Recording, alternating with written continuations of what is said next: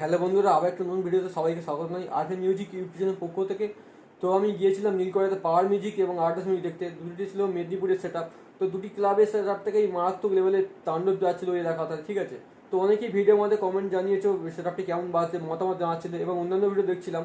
তো কেউ ক্লিয়ারলি বুঝতে পারছে না সেট আপটি কেমন কি বাজছে, ঠিক আছে। তো চাইলে তোমরা যেতে পারো, ওটা 20 মার্চ অব্দি বাজবে। তো আজ 19 তারিখ, কাল 20 মার্চ, আর কাল অব্দি সেট আপটি বাজবে। তো আমি লোকেশন দিয়ে দেবো, লাইভ লোকেশন চালিয়ে যেতে পারো, ঠিক আছে। এবং সাইডে ফ্রন্ট সাইড এবং ব্যাক সাইড কেমন কি এরিয়াল সমস্ত ক্লিপের মধ্যে তুলে দেবো।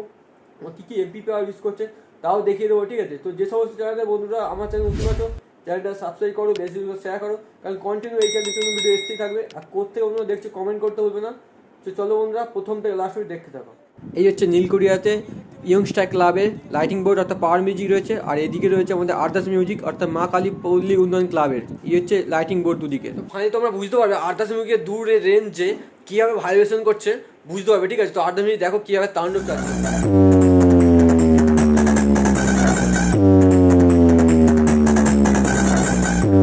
পাওয়ার মিউজিক সামনে ফ্রন্টে কীভাবে তাণ্ডব যাচ্ছে এবং কেমন দূরের রেঞ্জ থেকে ক্লিয়ারলি সাউন্ড পাচ্ছে তোমরা বুঝতে পারবে।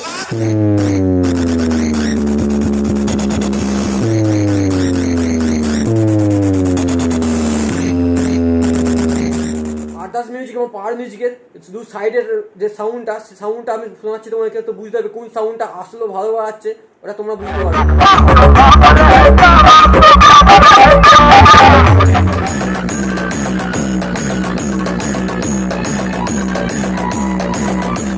তো বন্ধুরা দেখতে পেলে, ঠিক আছে, আর্দাস মিউজিক এবং পাওয়ার মিউজিকের সামনে এবং সাইডটা কীভাবে তাণ্ডব যাচ্ছে এবং ক্লিয়ারলি সাউন্ড বোঝা যাচ্ছে। তো সেটা পিছন দিকটা দেখা যাক এবারে কেমন কি সেটআপটা পিছন দিকে সাউন্ড আছে।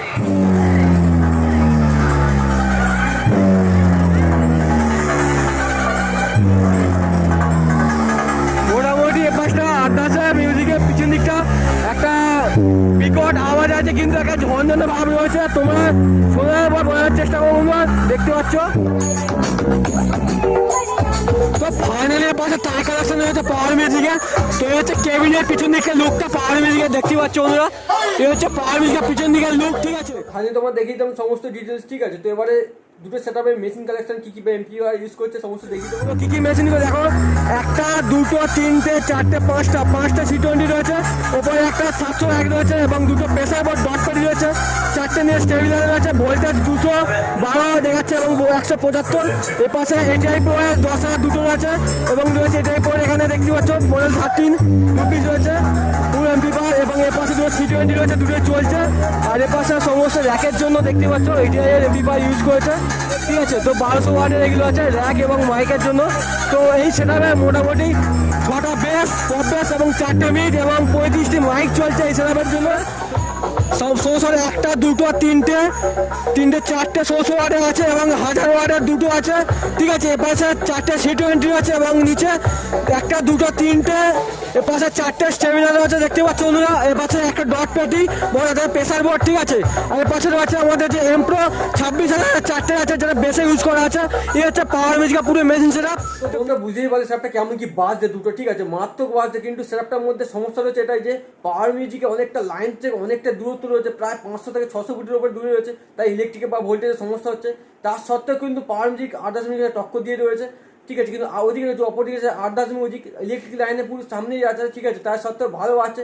অ্যাকচুয়ালি দেখতে গেলে আর্দাস মিউজিকের দুটো পপ বেস বেশি রয়েছে, ঠিক আছে। কিন্তু আর্দাস মিউজিকের একটা যে লাইনার থেকে ঝনঝন ভাব রয়েছে পিছন দিকটা এবং সামনেরটা একটা আওয়াজটা ক্লিয়ার নয়, ঠিক আছে, বুঝতেই পারলে। তো চলো ফাইনালি বন্ধুরা আবার দুটো ভিডিও একসঙ্গে দেখিয়ে দেবো, তো দেখো, দেখলে বুঝতে পারবে।